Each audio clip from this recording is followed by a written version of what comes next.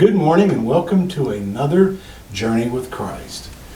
I'm your host, Mark Mitchell. I'm the preaching minister at the Park Avenue Church of Christ in Charleston, West Virginia. We are so glad you have joined us, and as usual, I am joined by Steve Fox, a minister for over 50 years. How you doing today, buddy? I'm doing fine. I'm glad to be back. I didn't miss a session, but we were gone for a week, and Susie and I went to Nashville to spend a week with 6 of our grandkids, 4 of them that live down there. And I don't mean to demean our audience or what I think about them, but if I have to choose between going to Nashville and playing with my grandkids for a week or coming here and doing this, this will get second place every time. Yes. So it's But nice to be back. If you remember, we recorded 2, so we were covered. We were covered. It was like I was here the whole time, but I really wasn't. But you really wasn't. Yeah. That's right. Yeah. That's right.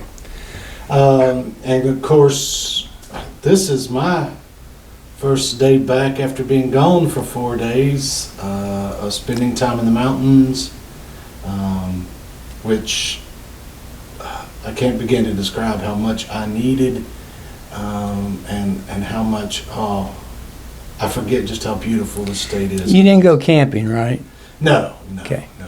Because that's my favorite I'm thing. married to Kelly Mitchell. You're married to Kelly and she doesn't do camping? She doesn't do camping. I respect her greatly. Because my favorite thing in the world is to pack up everything that you own, put it in your truck, drive somewhere and end up in the woods where you take everything you own out of the truck, set everything up, and then stay there for 4 days. That's my favorite thing in the world to do.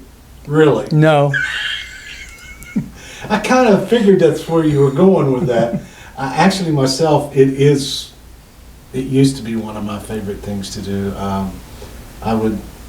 Where we went up near Dolly Sods, Canaan, and Blackwater Falls, and that entire section of the state. Oh, it's a beautiful section, and you can go up there and sleep on a blanket for 4 or 5 nights right on the cold ground. That's right. Gnats flying around you, going up your nose. It's a great endeavor. Well, the sunrises, the sunsets, the views, it was just amazing. I love it. Now, see, we hadn't talked about that, but this is a great segue between what we've just discussed Okay. and what we're going to talk, because obviously you and I have a little bit different view of what it means to go camping. Mm-hmm. Spend time in the woods. My concept of camping is a black and white TV. So, but obviously you have a different view on that. We can still be brothers in the church, brothers in Christ. We can still be brothers who are searching for unity, but that's something that's not a matter of salvation. No. God's not going to say on Judgment Day, well, I told you not to go camping and you went out there for a couple weeks. I mean, that has nothing to do with it. Or told you to go camping and you didn't Exactly. Well, I haven't been listening very well if he's been telling me to go. Mark and I want to talk this morning about unity and about what Jesus taught about salvation issues and what other New Testament authors taught about salvation issues. But to start off with an example, the new Christians in the first century who are Gentiles, who had not had circumcision as a part of their life, they had to decide, and the Jews were deciding for them, well, you can become a Christian, you can become a member of the kingdom of God, but you're going to have to be circumcised. And Paul was saying, no, that's not right. You don't have to be circumcised. Why? Because circumcision was not a salvation issue. Paul said you could do it or you could not do it, and he shows that in his actions, in how he's dealing with the people in the first century. I started thinking about when Mark and I started talking about this concept. I started thinking about how in the religious world, and I'm basically talking about Christianity here, but it fits almost all religions. In the realm of Christianity that you and I are familiar with, we have all kinds of debates. And I mean, it's and it's a drop of a hat. You know, we could say to each other, well, next Wednesday night we're going to debate at church here at Park Avenue whether or not you have to go camping. And obviously there are going to be people on both sides. Well, can those people have unity? Well, sure they can. When you listen to the other person, when you try to walk in the other person's shoes, when you try to figure out things based on how that person's thinking instead of we're really bad at listening. Because when there's usually somebody talking, we can't wait for them to get done so we can say something intelligent. Yeah, we've already worked it out in our head. So in the first century, they went through this. You can read those stories in Acts. They went through these debates and they went through these discussions, very heated discussions about what they were supposed to do and what they were not supposed to do. So the question that we want to deal with in the next 3 or 4 sessions is, what is a salvation issue? If you say something is a salvation issue, but I say it's not, then how do we figure that out? How do we put that down on paper? How do we put that down in our faith that here's something that I ought to do, here's something that maybe I should do, here's something that I'm commanded to do? So you have to start looking at the different debates and the different discussions and ask yourself, what is a salvation issue? And given the fact that we're almost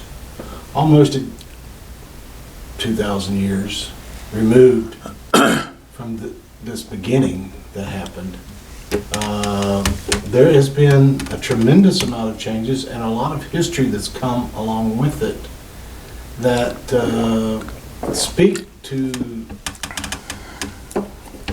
the circumstances that have existed since Acts 2:38.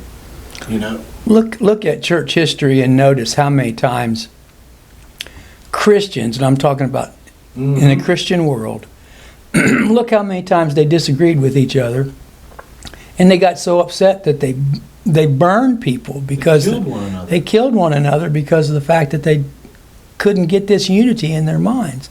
Because in their minds, unity was composed of, okay, here's a list of 100 things, and you and I have to be square one, square two, square three. We have to be agreed on all those issues, or we can't have unity. Well, if that's what you're looking for and that's what you're trying to achieve, it'll never happen. No, I don't even agree with my wife. Well, she's wrong a lot too. I've been around her, yeah. That wasn't me, Cal. Hey, we can talk about our wives, because one day Susie and I were riding in a car and we were talking about college and our GPA and everything, and I said, well, Susie, I can say one sentence and prove that you're not very smart. She goes, well, what's that? I said, you married me. I rest my case, Your Honor. I rest my case to Your Honor, yeah. There you go. Well, let's look at one more thing before we look at some of these verses. We're going to talk about what salvation issues are in the New Testament, and we're going to look at it from the standpoint of, does the New Testament say this is a salvation issue? Does it have the word salvation in there that would cause us to believe that this is a part of our salvation? Or does it have the word saved in there? Mm-hmm. So when Jesus or Paul or Timothy or somebody says, you should do this to be saved, you have to start looking at the list. What is necessary according to the New Testament for salvation or being saved? Now, the fun part of this is, I want to be the one who makes the list. And you can see in our brotherhood all the time, these discussions and these debates turn into who's going to make the list, who's going to put the characteristics on that list that we're supposed to follow, who's going to say, well, that doesn't belong on the list. Almost everybody would say, yeah, I'll volunteer. I'd like to be on that list. Yeah. You don't leave that up to other people who don't think like you think. Absolutely. So that's where the unity problems come. Mark and I very clearly, and I think if you've watched this long enough, you know this is true. Mark and I have a great respect for the Bible, for the New Testament. We believe that is our authority. Mm-hmm. That's why it says on the sign outside this building, Church of Christ. It doesn't say the Church of Mark. No. Thank goodness. And it doesn't say the Church of Steve. Thank goodness. So that double thank goodness. So we have to somehow look at the New Testament, figure out, is this a salvation issue? Is this not a salvation issue? I have been parts of churches when I was growing up that were so dogmatic about different things. If you ate a meal in the church building, that was a salvation issue. If you had more than one cup during communion, that was a salvation issue. If you didn't see eye to eye with other people on divorce and remarriage, boy, just throw that one out in a preacher's luncheon one time and then get out of the way. Yeah.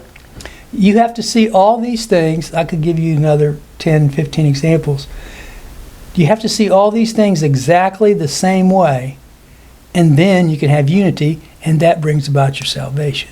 So we'd like to take the next, we don't know how long, it takes us however long to get there, but we'd like to take the next few sessions to talk about what are salvation issues and why do we believe that because of the wording in the text. All right. So you want me to begin with Luke 7? Let's start with Luke 7, verse 50. All right. This happens to be one of my favorite stories. And I'm going to read it, and then I guess we'll talk about a little bit about the story. Luke 7, verse 50.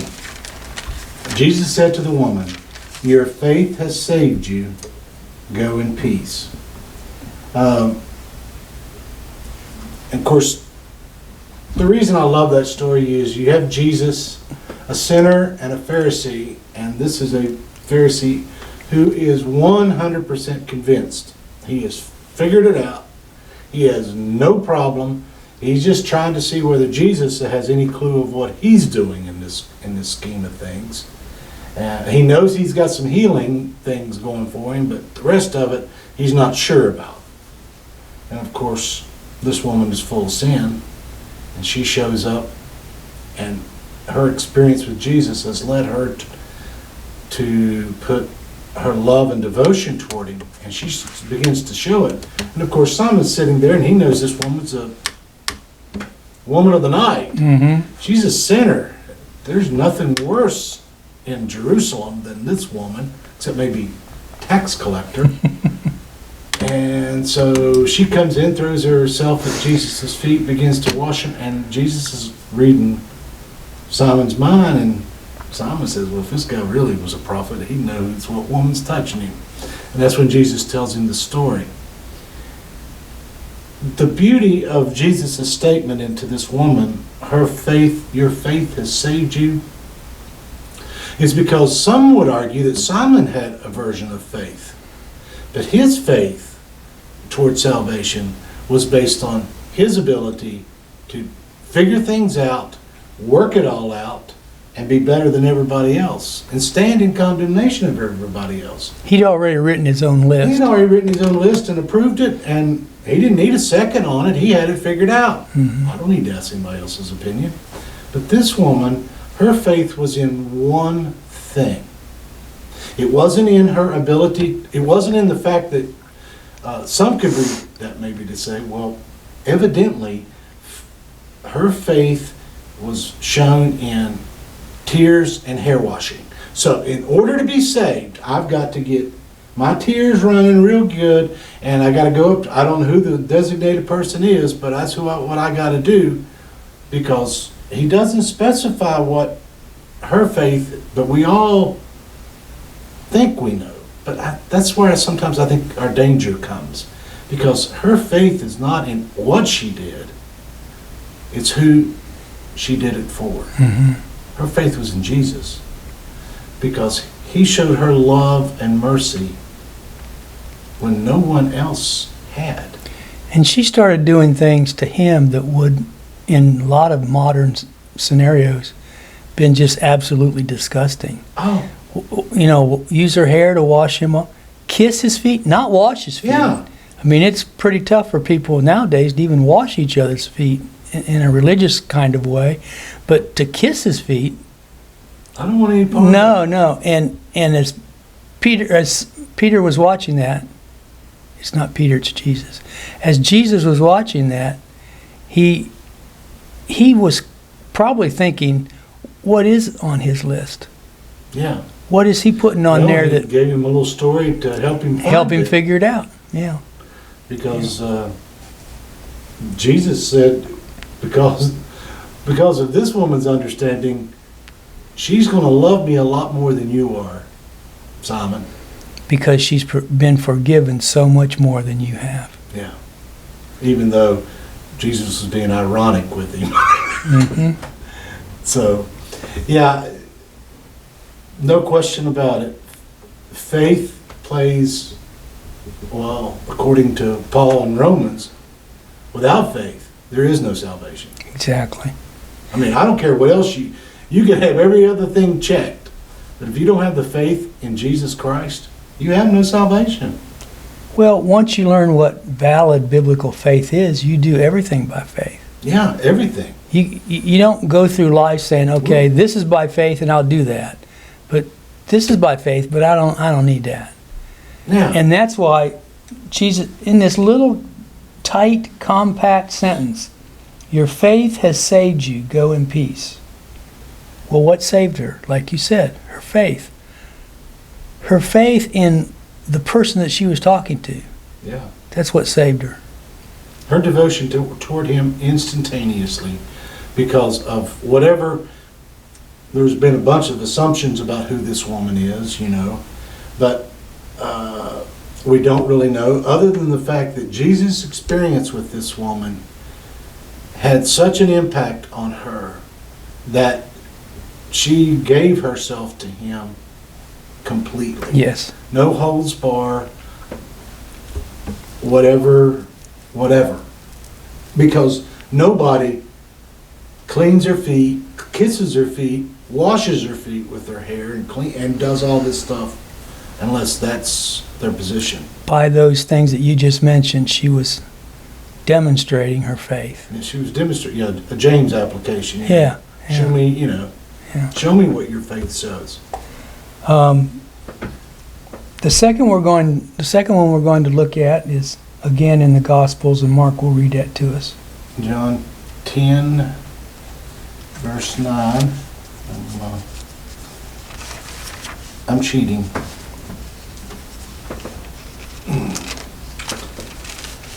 All right. I'm going to begin reading in verse 7. That's good. Therefore Jesus said again, Very truly I tell you, I am the gate for the sheep. All who have come before me are thieves and robbers, but the sheep have not listened to them. I am the gate. Whoever enters through me will be saved. They will come in and go out and find pasture. The thief comes only to steal, kill, and destroy, but I have come that they may have life and have it to the full.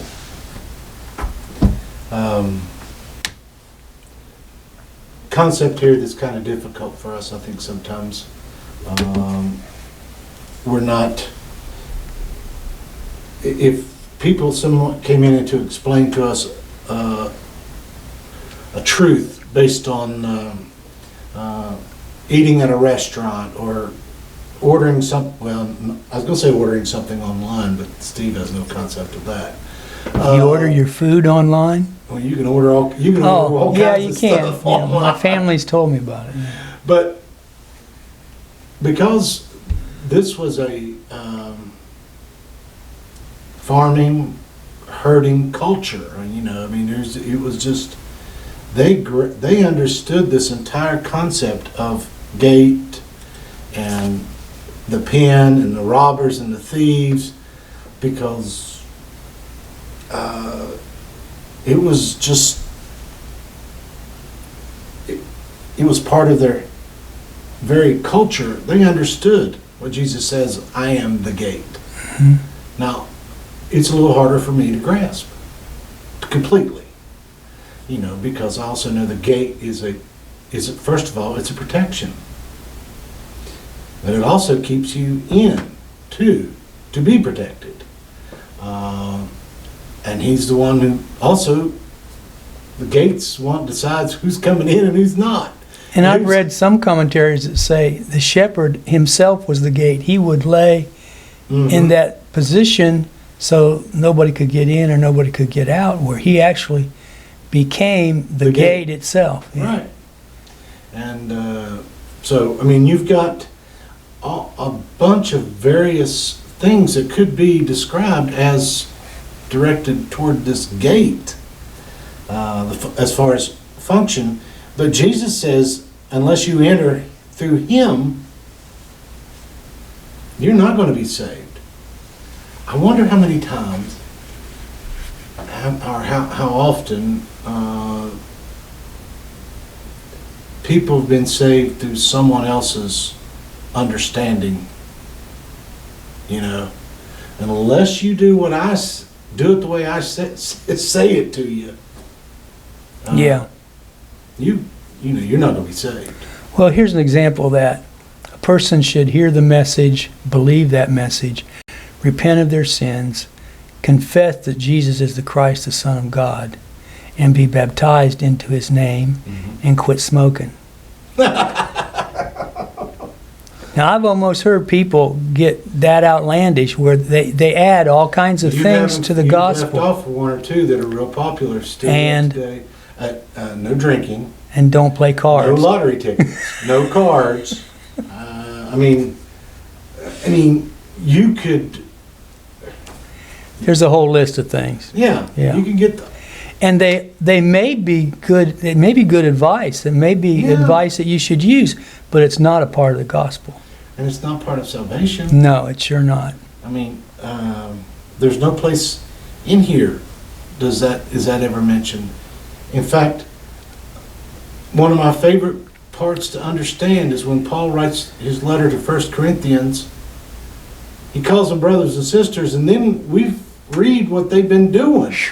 And we think to ourselves, no, he should have excommunicated with him. You got 1 month to figure this out, and then I'm coming in and just withdrawing all kinds of fellowship that we ever had. Yeah, I'm going to be like Jesus, show up at the temple, and I'm clearing the tables now. Well, if you look at the context of what you just read in chapter 10, in verse 6 it says, this figure Jesus used with them.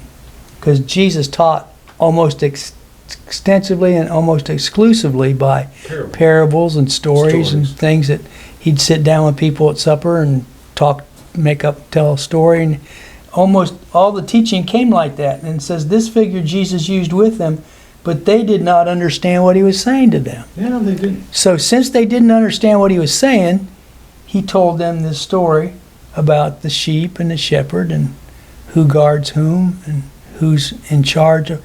And he says, the only way to be saved is to come through that gate. My gate. Anybody who will be saved or has been saved is saved by that gate.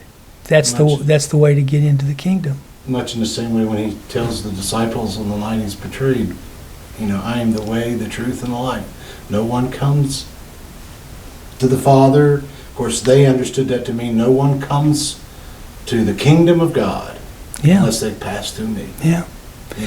And we might read that and say, well, that's rather outdated or archaic, but look at people in the world today who, their faith and their trust is in human beings all the time.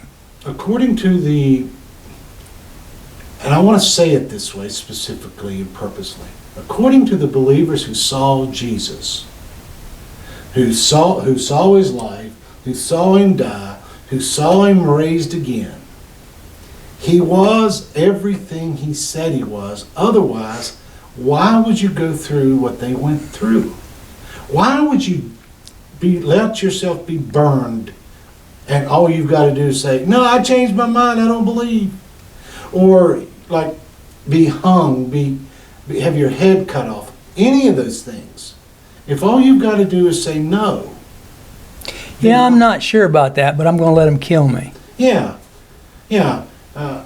And you know who at the cross was the greatest believer? You know who knew more about what was going on there that day? The thief. No. Let me throw another answer at you. Mary, the mother of Jesus, was watching that day. And if there's anybody who knew what had happened previously and what had been prophesied previously, it was her. She knew for sure that that's who he said he was. She's not gone over there just to see her son Yeah. executed. She knows the whole story. And she doesn't back down from believing that story. Well, And you're right, the thief had a pretty good idea of it too. yeah, I mean, he was witness. But I'm sorry we can't have any unity over that discussion. Yeah. That brings us to another passage that talks about belief. If you'd like to turn there, it's Mark 16:16. A lot of people are familiar with this. This is usually called the Great Commission. And the reason it's called the Great Commission is because there was a time during Jesus' ministry where he commissioned only the 12 apostles, and then later commissioned 70 people to go with the 12 apostles, to go to different cities of Israel.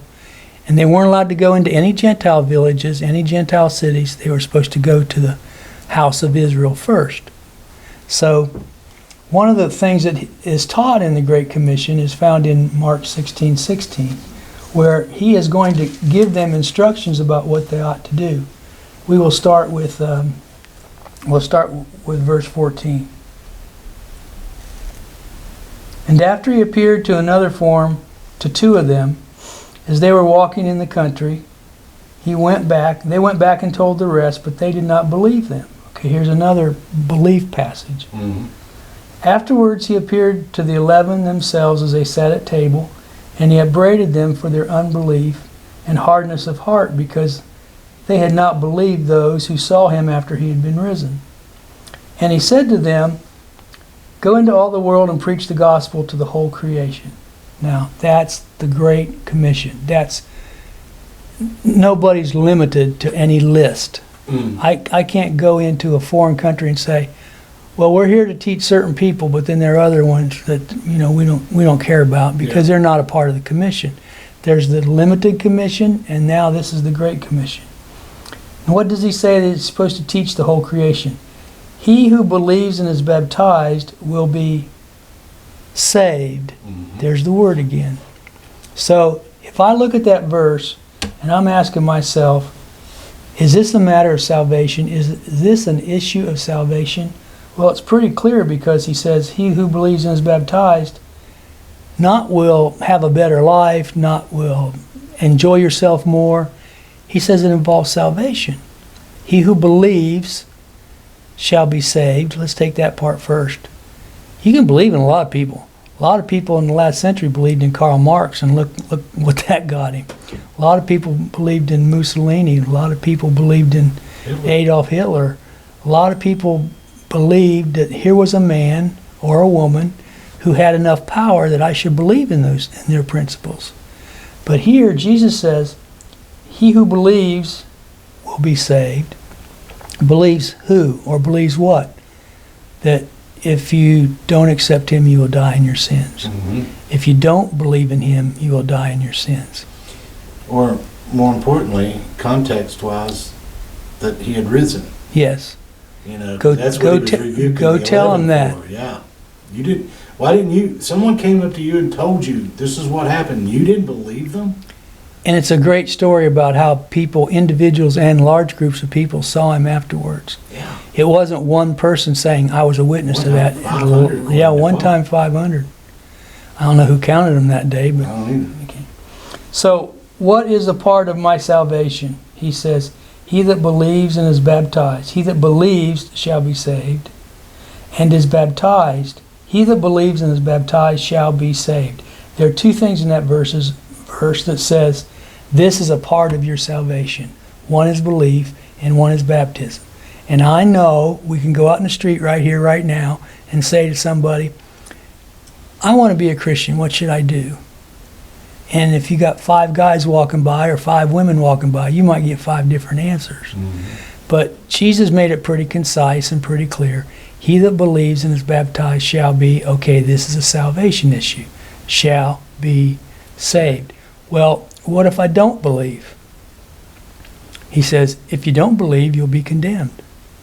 So what is it that takes that salvation away from me? It's disbelief. If I don't believe in him and his process and his teaching and his what he does in his life, not only when he was here on the earth, but now. If I don't believe that, I can't expect to have salvation. Mm-mm. Nope. And as we've said already, first importance to Jesus was this belief in what he had done, which, it's sometimes very important to tie that, and I'm glad you did with that verse 14. Because he says he rebukes them for their lack of faith and actually calls them their stubborn refusal to believe. That's NIV. Yours was a little bit different. Yeah, I have the real Bible. The real Bible says he upbraided them for their unbelief. Yeah. So, pretty succinct. Yes. And direct as far as to what moves the needle as far as Jesus is concerned.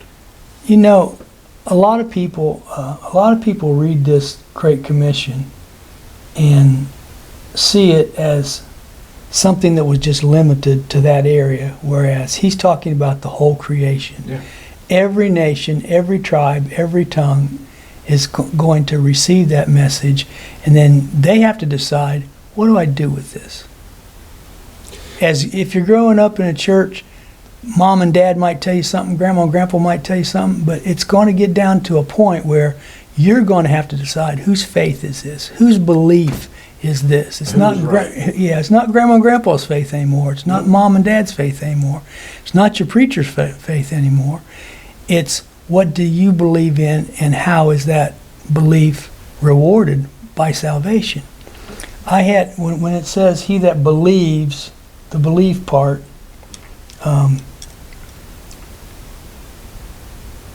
I thought about not telling our audience this, but I'm going to tell them anyway. And I'm not telling you this to make me sound like some kind of hero, because the initial parts of this I had absolutely nothing to do.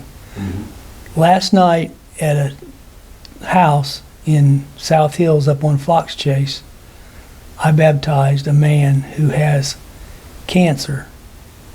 They've given him a couple months to live. Mm-hmm. And he went to church a lot during his life, but he never made that confession. He never made a public belief of, this is who I believe is the Christ. So he had called me. We had gone up, Susie and I had gone up there a couple times. He was baptized. His wife was baptized. His brother was baptized. His other brother and his wife were baptized. And then his son came up to me while I was still in the pool. They had a pool in their backyard. And while I was still in the pool, he came up to me and said, I'd like to do that too. 31 years old, been thinking about it for a long time. So there were 6 people baptized at that house in that pool last night. I told Susie that's the closest to Pentecost we'll ever get. 6. That's a pretty big deal. That's a pretty big. That's like Bible camp kind of moment. Exactly. And you talk about just having the feeling, why can't we just live this day after day after day? Now, every one of those people, those 6 people, 6 precious souls, that I said to them, do you believe that Jesus is the Christ, the Son of the living God? Now, you're not going to believe this, but all 6 of them said yes. Now, what other answer would you expect? If he that believeth and is baptized shall be saved. Okay, do you believe that Christ is the Son of the living God? No, I honor Karl Marx. Yeah. Well, why in the world would you want to be baptized if you honor Karl Marx, or you honor what's the point? Lenin or Stalin or... I mean, I know it's a nice pool and all. Do you need for me to hold you down to swim? Exactly. But that's who they believed in, and their belief led them to some kind of motion and some kind of acting that solidified their salvation. So this verse says belief and baptism are a part, those people will be saved. That's a part of your salvation. You can't look at that verse.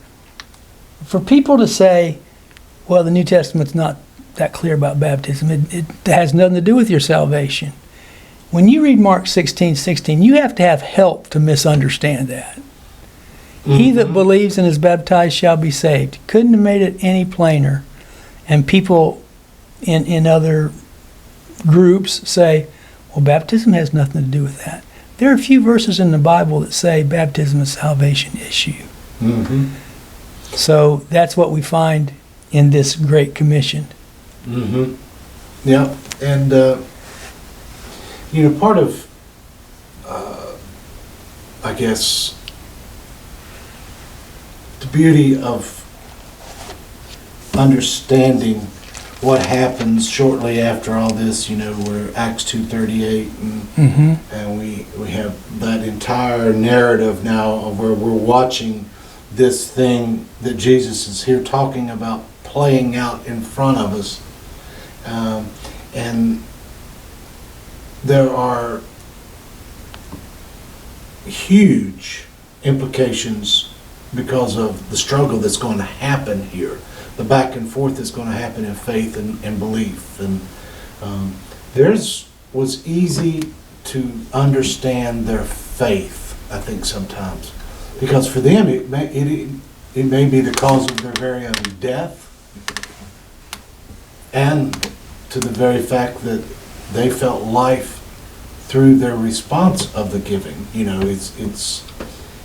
It's more than just getting, for them, it was more than getting wet. It was life altering, not only in what they were going to do, but what could possibly happen to them. We have lost a little bit of that here in our present time, Not to say that's not what's really, but we've kind of lost that perspective of it. It is life altering. And the reason you can describe it like that is because you are reenacting, or somebody is helping you to reenact the death, burial, and resurrection of Jesus. And that's such a beautiful concept that just as he went through death, burial, and resurrection, you're dying. We're dying to my world, we're dying to myself. We're choosing his cross to carry instead of my cross to carry. That's right. My roommate in college preaches in Columbus, Ohio. He called me, this is several years ago. He said he'd been working with an Army colonel who finally decided he wanted to be baptized. And he said to Dave, when they went down to baptistry, he said, "Would you just hold me under the water for a few seconds?" And Dave said, "Yeah, sure, I can do that." And he said, "I want to know what it feels like to be buried with Christ." And that just gave me shivers up my back they just gave me chills. When Dave told me that's what it is. It's a burial with Christ. You're going through a death, burial, and resurrection. He's in the tomb with it. Just like he did. Yeah, that's right. That's cool. And that's something that you and I or any other human being would never have figured out. They never said, "Hey, I got a good idea, let's do this." But it fits so well in this salvation encounter that we have. He that believes and is baptized shall be saved. Yeah, it is, if you don't tie the death, burial, and resurrection to it, it's getting wet. Paul said in 1 Corinthians 15 it was of first importance. And I've heard intelligent preachers say, well, everything in the Bible is of equal importance. Well, I don't know what they're reading. I don't know what they're reading, but it can't be. But Paul does say in 1 Corinthians 15, 1 and 2. Themselves. They're not quoting anything that's been written by men who we esteem as those who had knowledge special from God. So, hey. And we're going to study this farther down the journey we take. But if it's of first importance, you would have to be ignorant to say, well, that's not a part of our unity. Yeah. That's something else that's just, if you want to do it, fine. If you don't want to do it, fine. But when Paul says that's of first importance, and then he says don't add anything to it. Yeah. So here's the gospel story. That's of first importance. You have faith in that, and then you act by allowing somebody. Some people look at baptism and say, well, that's a work. Baptism is not I didn't work a whole lot when I was baptized. Don Cooper put me under the water and picked me back up. when somebody is baptized, they are at the mercy of whoever is doing that. Whoever's doing the baptizing. And last night, it was such a privilege, I mean, really a great privilege to baptize one person. And then because I've been having a little trouble with my stability, I didn't know going down into the pool whether I was going to have anything to hold on to or not. And one of the brothers would help me baptize a brother. And when he came out, the one that was baptized helped me baptize the one who was coming down into the water. And that happened with a couple girls too, a couple of the wives. They are submitting themselves to an idea that says, I believe in him enough that I want to do what he says the rest of my life. It's exactly like somebody saying to you, do you know Dr. Smith? Do you know Dr. Jones? Oh yeah, I know them. They're your doctors? Yeah, they're my doctors. Well, what have they told you recently about your medication? Oh, I don't listen to them about my medication. When somebody says, do you believe in Dr. Smith? They're saying, do you follow what he instructs you to do? They're not saying, do you believe he exists? You walk in the office and go, oh, there he is. Yeah. I believe in that guy. Yeah. And Jesus is saying the same thing. Belief and baptism are connected together. They are matters of salvation because that's how he allows you by grace to extend your faith into the next world. Yeah. Well, next week we will continue our discussion on this particular topic. We're so glad you joined in with us here at Journey with Christ. If you have any questions or if you're anything that you would like to discuss with us, please do not hesitate to get in touch with us. You can reach us at our email address, our phone number, text, Facebook, whatever. We will be available to you to discuss at any time, practically anything. I hope everyone has a great week, and on behalf of Steve and I, God bless and have a great day. Thank you.